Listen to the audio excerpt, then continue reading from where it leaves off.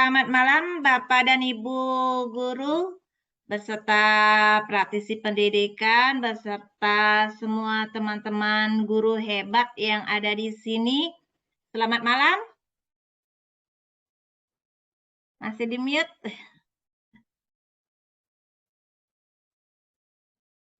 Malam. Iya, terima kasih Bu Kumangpa.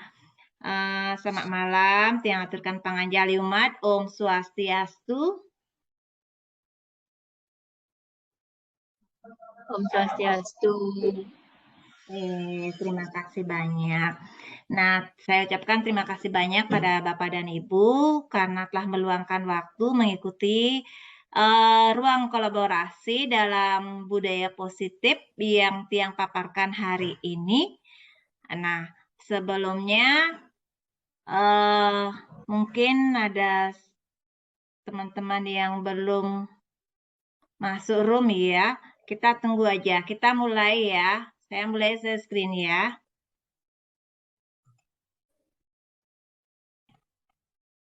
Gimana Bapak dan Ibu? Sudah kelihatan? Sudah terlihat? Sudah. Iya, terima kasih banyak. Nah, mari kita lihat bersama.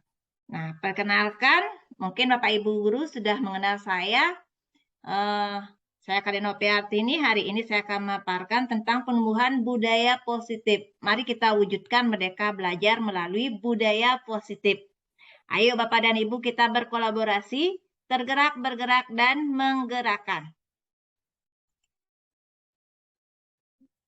Nah, menurut filosofi KD tentang sistem Among, kita lihat pada gambar berikut. Coba perhatikan gambar berikut ini Bapak dan Ibu. Apa yang Bapak Ibu dapat simak dari pembelajaran ini yang berkaitan dengan pendidikan di sekolah kita? Ayo Bapak dan Ibu, kami persilakan.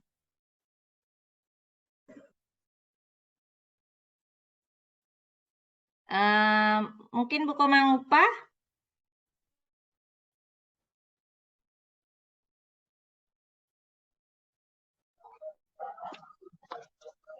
Terima kasih. Izin menjawab mungkin kalau menurut saya dari gambar yang sudah ditampilkan dapat kita tangkap di sana ada gambar biji padi ya benih, terus ada jagung, kemudian jagung dan petani yang sedang menyiangi padi yang ditanamnya. Mungkin dari gambar tersebut dapat yang tangkap bahwa apa yang kita tanam, bahwa itulah yang kita petik. Artinya kalau menanam padi, tentu padilah yang akan tumbuh. Dan dalam nanam itu tentu ada medianya. Seperti halnya dalam pendidikan, jadi apa yang kita ajarkan kepada siswa, budaya apa atau pembelajaran apa yang kita ajarkan pada siswa, tentu itu yang akan mereka tangkap dan pahami. Dan dalam pembelajaran atau proses itu tentu ada media yang mendukung proses tersebut. Demikian kira-kira. Iya, terima kasih Bu Komangpa. Mungkin ada teman yang lain yang bisa menambahkan atau memberikan masukan lagi? Iya, kalau tidak ada, yuk kita perhatikan gambar berikut. Nah, memang betul sekali ya apa yang tadi dipaparkan oleh Bu Komangpa, bahwasanya dari gambar ini padi. Padi itu ibaratkan benih ya, benih. Benih padi, kalau kita kaitkan di sekolah itu ibaratkan adalah peserta didik. Dan ini medianya adalah tanah. Tanah media tanah itu kalau ibaratkan kita adalah di sekolah. Petani, ini petani kalau kita ibaratkan itu adalah seorang pendidik. Nah, apabila benih ini kita tanam di tanah yang subur, diisi air, dikasih pupuk, dipelihara dengan baik oleh Pak Petani, maka outputnya itu tanaman itu akan menjadi tanaman yang tumbuh dengan kuat, tumbuh dengan sehat, ya. Sama dengan seperti anak-anak, ya, sama dengan seperti murid. Kalau murid bersekolah di sekolah yang memang baik, ada gininya, pendidikannya yang baik, disalurkan pembelajaran yang baik, ditanamkan nilai-nilai karakter yang baik oleh guru itu, murid itu akan senantiasa tumbuh menjadi anak-anak yang berkarakter tinggi. Seperti hanya sekarang yang digandungkan adalah profil pelajar Pancasila, 6 profil tersebut ya. Nah, seperti itu sama dengan padi ya. Padi itu adalah ibaratkan anak kita, anak murid kita, anak didik kita ya. Nah, ini tanah ini ibaratkan adalah sekolah kita, sedangkan petani ibaratkan adalah kita sendiri sebagai seorang pendidik. Bagaimana kita seorang pendidik harus bisa mengayomi, mendidik, menghamba pada murid. Pembelajaran yang kita lakukan harus bisa berpusat pada murid. Nah, seperti itu. Kita ice dulu. Ice breaking. Nah, penumbuhan budaya positif di sekolah, ayolah kita bangkit guruku. Kalau kita sudah bangkit sebagai pendidik, majulah negeri kita. Bergerak dengan hati, pulihkan pendidikan. Nah, seperti itu. Nah, filosofi KHD, pendidikan menuntut segala kodrat yang ada pada anak-anak itu agar mereka sebagai manusia dan sebagai anggota masyarakat dapat mencapai keselamatan dan kebahagiaan yang setinggi-tingginya. Nah, tadi di dalam gambar ini, inilah dari filosofi KHD. Ya. Pendidikan menuntut segala kodrat yang ada pada anak-anak itu agar mereka menjadi manusia sebagai anggota masyarakat dapat mencapai keselamatan dan kebahagiaan yang setinggi-tingginya. Ayo kita masuk ke kasus berikutnya. Nah, mungkin dari kasus 1, mungkin ada yang berpartisipasi atau jadi sukarelawan untuk membacakannya. Kami mohonkan.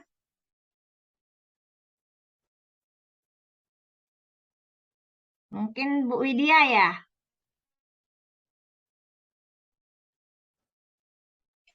Iya, Bu.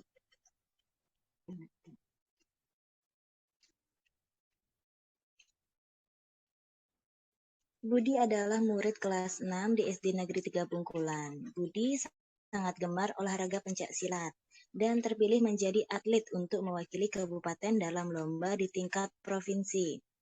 Budi sering mengantuk saat pembelajaran di kelas karena pada suatu hari ia selalu ikut latihan pencaksilat.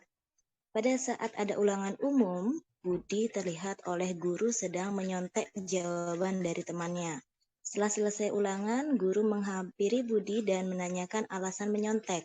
Dan di sekolah sudah ada kesepakatan bahwa siswa yang menyontek saat ulangan umum agar dilaporkan kepada kepala sekolah. Budi meminta kepada Bapak Guru agar tidak melaporkan kasusnya tersebut. Alasannya ia jarang belajar di rumah karena ikut pelatihan pencaksilat. Nah, terima kasih Bu Widya, luar biasa. Nah, saya mau tanya, apa yang harus Bapak Ibu lakukan untuk menangani kasus tersebut? Seandainya Bapak atau Ibu guru sebagai guru dari Budi, apa yang harus Bapak Ibu lakukan untuk menangani kasus itu? Mungkin yang bisa di raise hand aja tangannya. Di raise hand aja ya.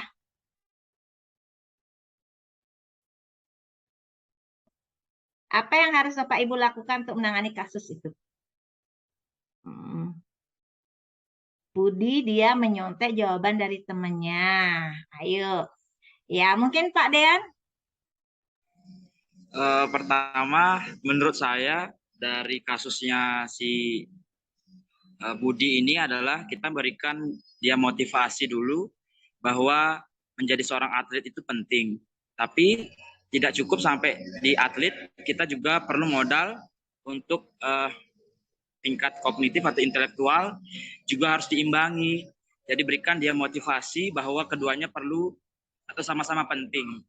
Jadi ketika dia ada sela-sela jeda kegiatan atletnya atau kegiatan pencaksilatnya bisa dilakukan belajar secara mandiri atau bahkan melalui YouTube atau referensi lain. Saya rasa seperti itu. Kemudian kalau jika ada alasan menyontek, kita perlu buat kesepakatan di kesepakatan di kelas awal bahwa kegiatan menyontek itu tidak baik. Jadi ada penanaman karakter di sana. Begitu menurut saya, Ibu. Jadi perlu ada kesepakatan di awal kelas bahwa keduanya sangat penting dan perlu diimbangkan. Baik, luar biasa. Terima kasih Pak Dean. Mungkin tadi saya sempat lihat Bu Widya raise hand ya. Mungkin bisa menanggapi nanti sebelum Tiang akan simpulkan. Oke, benar sekali ya. Saya menambahkan sedikit, Bu Novi. Di sana pada kasus tersebut ada kata kesepakatan bahwa siapapun itu tanpa terkecuali, tanpa pandang bulu, itu tetap akan dilaporkan kepada Bapak Kepala Sekolah jika ada kasus menyontek. Jadi walaupun dia menjadi atlet provinsi, tetap dia itu sebagai siswa yang kewajiban utamanya itu adalah belajar dengan sungguh-sungguh. Jadi tetap kembali lagi ke kesepakatan awal, yaitu tetap dilaporkan dan diarahkan kepada pembinaan dulu dan peringatan. Baru jika diulangi kembali nanti akan mendapatkan konsekuensinya. Baik, sekian tambahannya Bu Novi. Iya, terima kasih banyak Bu Widya. Memang betul sekali ya, betul dua-duanya memang luar biasa, Bapak Ibu guru hebat. Nah, di sini kita lihat dari kasus pertama ada kata kunci kesepakatan. Nah, di sekolah mungkin di kelas sudah ada kesepakatan antara Budi dan Bapak gurunya. Nah, kalau menyontek saat ulangan umum akan dilaporkan ke kepala sekolah. Itu mungkin sudah ada kesepakatannya. Dan memang bagus sekali apa yang tadi dijawab oleh Bu Widya, apa yang tadi saran dan masukan Bu Widya bahwa Bapak guru itu harusnya terlebih dahulu memang memotivasi, memang betul sekali, tapi tidak pandang bulu juga harus mematuhi kesepakatan yang sudah dibuat supaya tidak ada nanti murid-murid yang lain mengikuti jejaknya Budi kalau itu dibiarkan. Nah, seperti itu. Nah, coba kita lihat aja. Apa itu budaya? Nah, budaya merupakan suatu perubahan tingkah laku yang dilakukan secara bertahap dan konsisten, dilakukan memerlukan proses yang lama untuk menjadi sebuah kebiasaan dalam diri. Nah, seperti kasus Budi tadi, itu adalah diberikan suatu kesempatan untuk Budi untuk bisa berubah. Nah, secara bertahap dan konsisten dilakukan untuk menjadi sebuah kebiasaan supaya tidak menyontek, supaya kebiasaan Budi yang menyontek walaupun dengan alasan dia sedang mengikuti lomba pencak silat di provinsi, tidak memandang bulu juga harus dilaporkan juga kepada kepala sekolah supaya tidak ada murid-murid yang lain mengikuti jejak dari Budi kalau kita biarkan seperti itu. Nah, sekarang saya mau tanya, apa itu budaya positif di sekolah? Mungkin ada teman-teman yang tahu budaya positif di sekolah? Budaya positif di sekolah?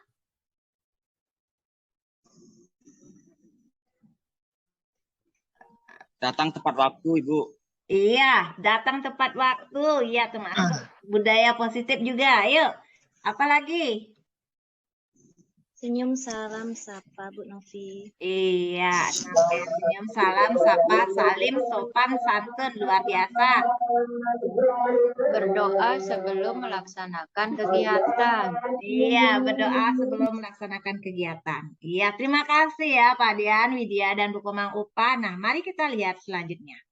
Budaya positif di sekolah itu merupakan sebuah nilai-nilai keyakinan-keyakinan dan kebiasaan-kebiasaan di sekolah yang berpihak pada murid agar murid dapat berkembang menjadi pribadi kritis, penuh hormat dan tanggung jawab. Dalam mengembannya, Guru sangat memegang peranan karena guru perlu memahami posisi, di mana posisi kita, Bapak Ibu guru, kita nanti sebentar lihat ya. Apa yang tepat untuk dapat mewujudkan budaya positif di kelas maupun di sekolah. Guru sebagai pamong diharapkan dapat menuntun murid menjadi pribadi yang bertanggung jawab.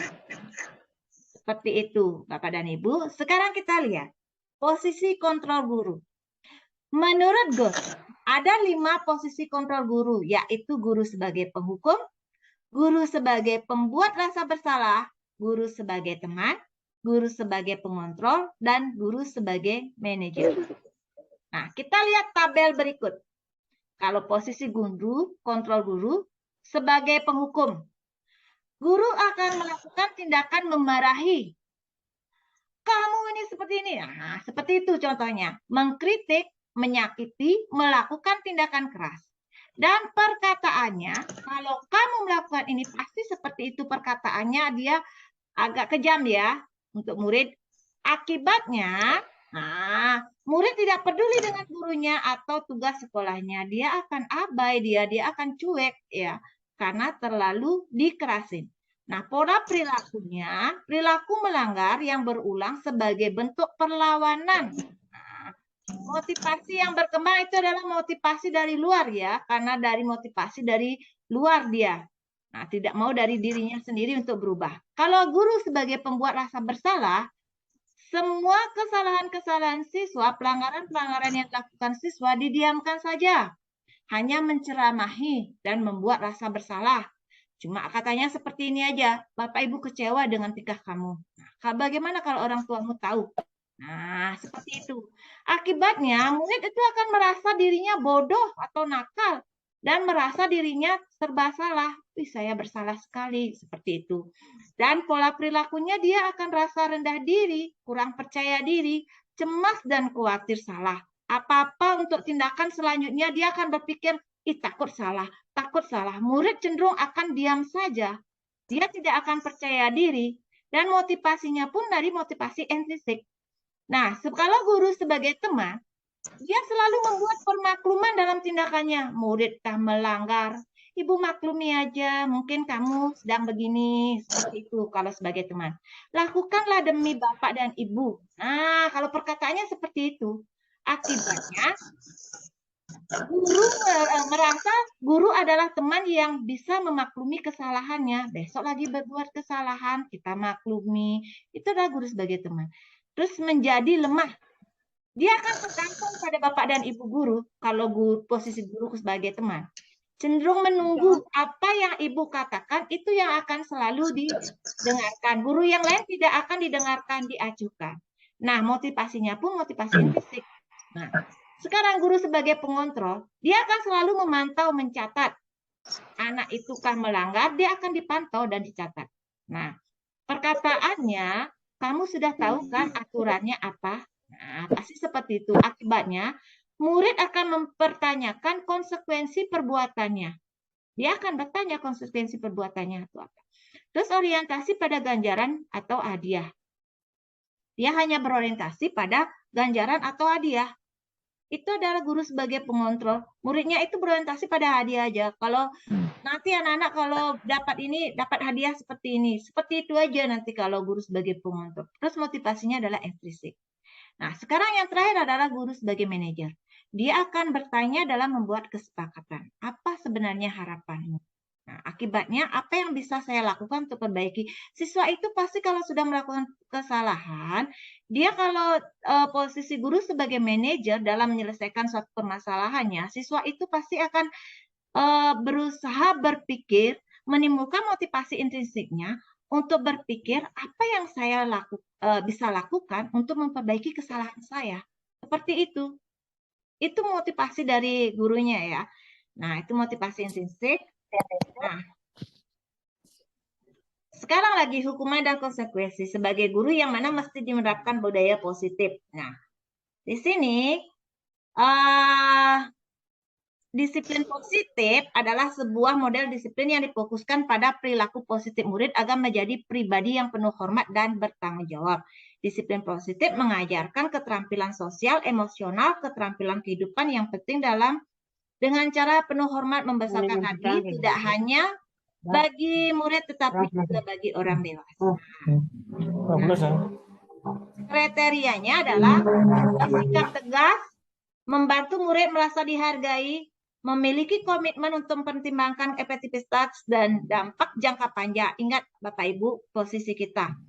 Nah, terus upaya membangun budaya positif yang berpihak pada murid, yang pertama adalah membuat kesepakatan kelas sebagai langkah awal.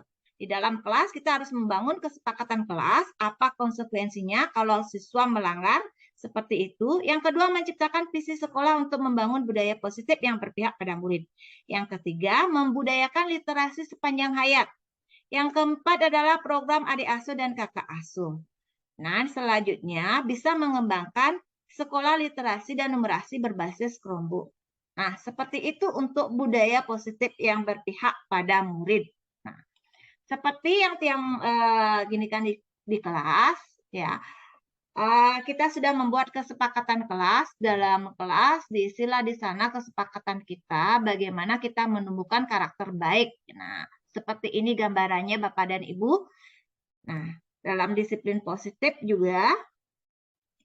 Nah, upaya membangun disiplin positif, budaya positif yang berpihak pada murid, yaitu yang pertama sudah dijelaskan tadi. Nah, demikian paparan singkat tentang budaya positif ya, tentang budaya positif. Nah, sekarang Tiang mau tanya, kalau Bapak Ibu berada pada posisi kontrol mana? Kalau tadi sudah dipaparkan. Mungkin Bapak Ibu berada pada posisi kontrol mana? Selamat datang Pak Bude dan Pak Wira. Mungkin yang bisa di raise hand ya. Bapak Ibu berada pada posisi kontrol mana? Apakah sebagai penghukum, pembuat rasa bersalah, sebagai teman, atau pengontrol, atau manajer? Manajer, Ibu Guru. Manajer, luar biasa Pak Dean. Teman-teman yang lain?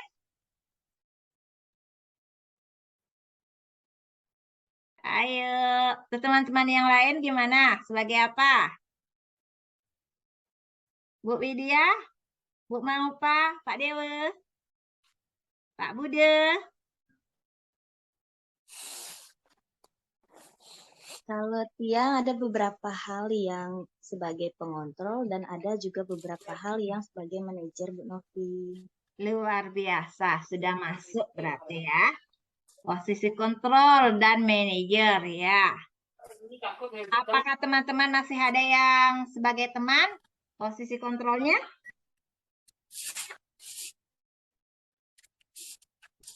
Mungkinkah masih ada? Nah, kalau masih ada, ayo kita tingkatkan supaya kita bisa pada posisi kontrol manager. Ya, karena di posisi kontrol manager akan menumbuhkan budaya positif dalam diri anak-anak, terutama karakter anak-anak akan semakin bagus ya, akan semakin meningkat dan sesuai dengan profil pelajar Pancasila, yaitu 6 dimensi itu. Nah, seperti itu. Nah, demikian. Nah, yang stop sharing ya. Apakah ada pertanyaan? Kalau tidak ada pertanyaan, karena ini sudah mau di stop lagi, sebentar akan dihempaskan lagi mungkin ini. Apakah ada pertanyaan teman-teman? Guru-guru hebat? Tidak ada, Bu. Oh iya. Terima kasih banyak ya atas partisipasinya. Iya, Bu. Sama-sama, Bu. Oke, terima kasih banyak ya partisipasinya karena waktu yang sangat mepet ya. Terima kasih banyak Bapak dan Ibu sudah menyita waktunya, sudah saya menyita waktu Bapak Ibu. Terima kasih banyak atas partisipasinya dan akhir kata saya ucapkan Parame Santi. Om Santi Santi Santi Santi Om. Terima kasih banyak. Saya stop Om share Santi ya. Santi Santi Om. Iya, terima kasih banyak.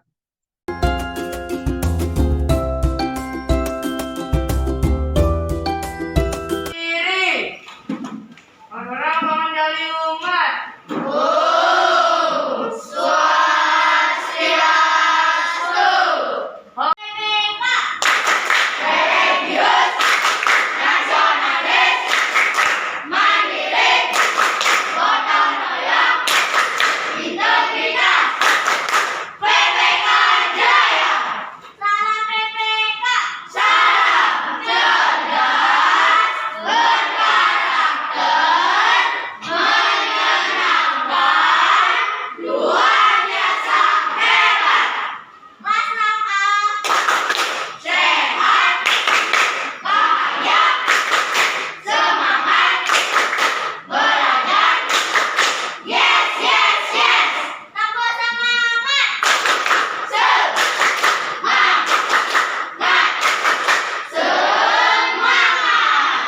Ya, anak-anak duduk kembali ya.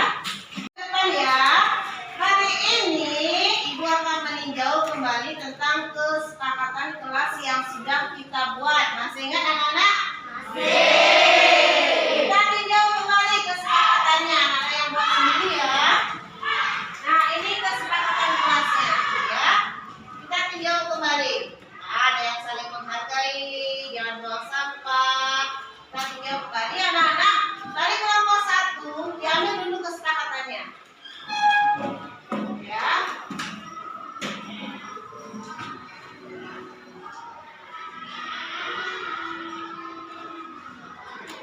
Ya, sekarang duduk lagi. Kelompok 2, diambil kesepakatannya.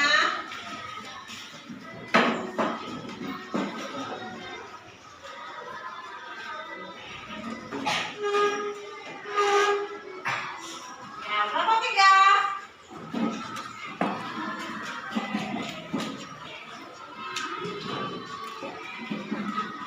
Ya, kelompok 4.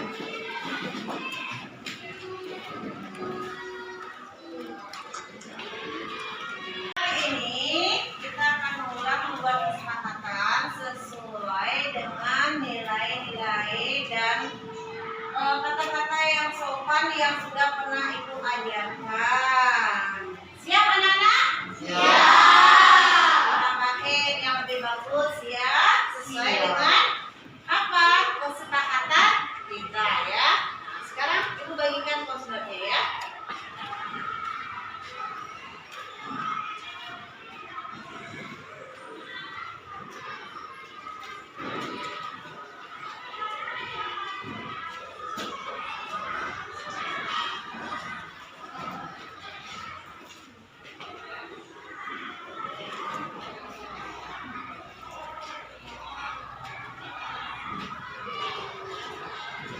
Jadi, gimana kesepakatannya?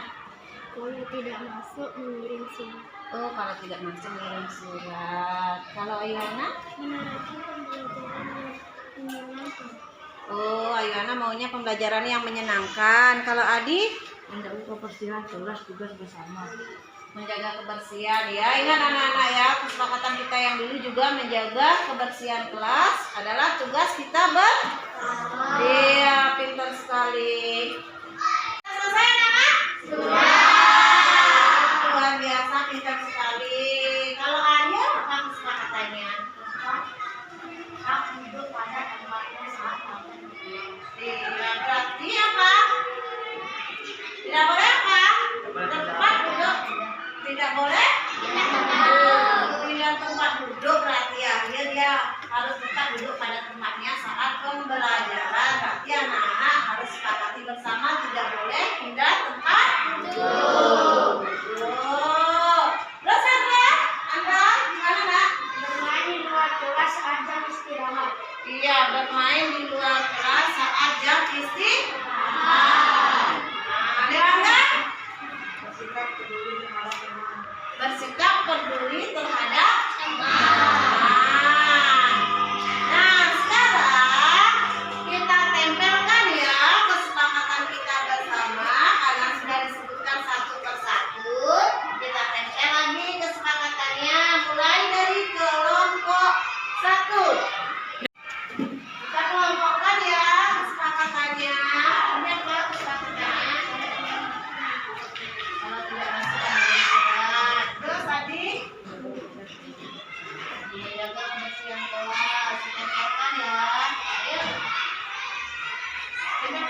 Lagi ya.